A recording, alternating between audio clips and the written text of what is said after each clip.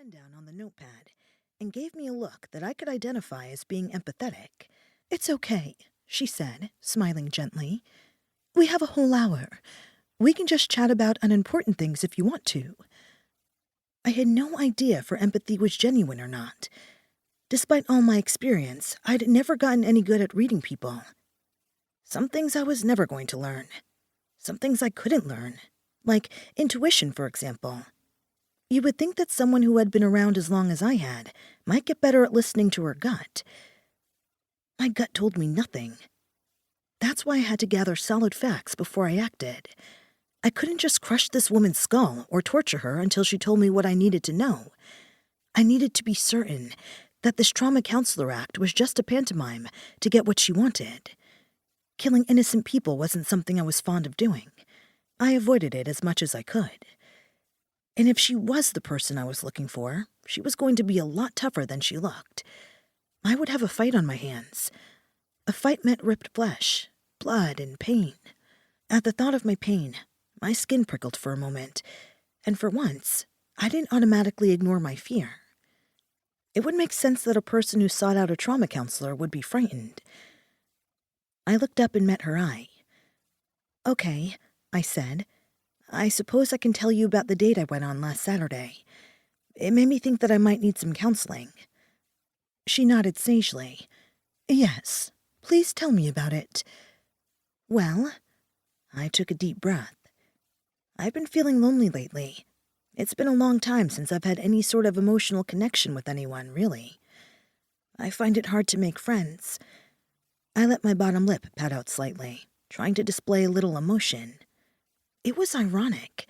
I was so used to being lonely that it was almost a personality trait.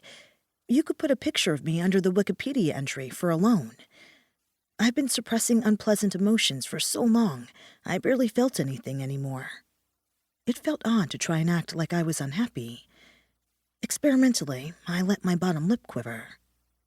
The fraud therapist nodded, but didn't say anything, so she clearly bought it.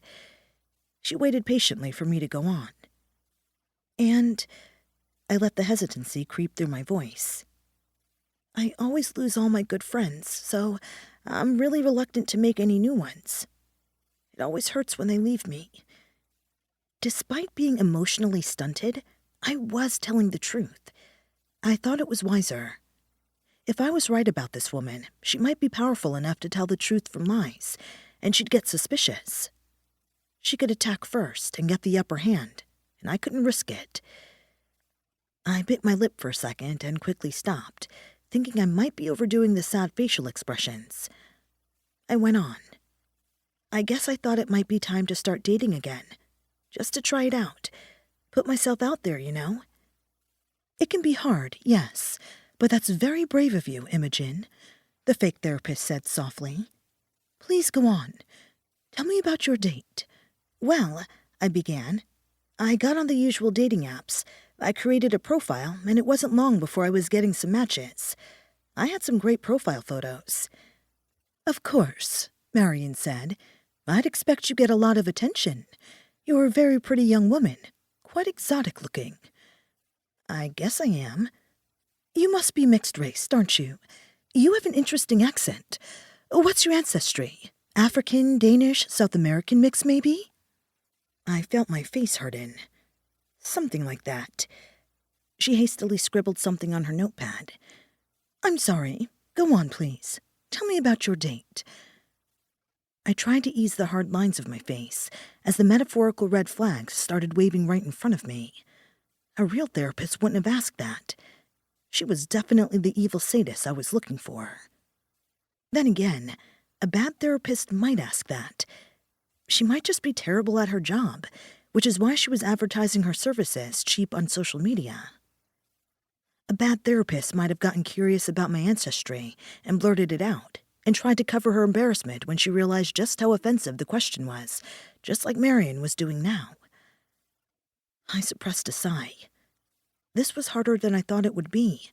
I'd have to draw this out, tell her a story, and wait for her to light the candle and say the words. I cleared my throat. I matched with a guy who seemed great. He looked normal in his profile photos. He was good looking, but not too handsome.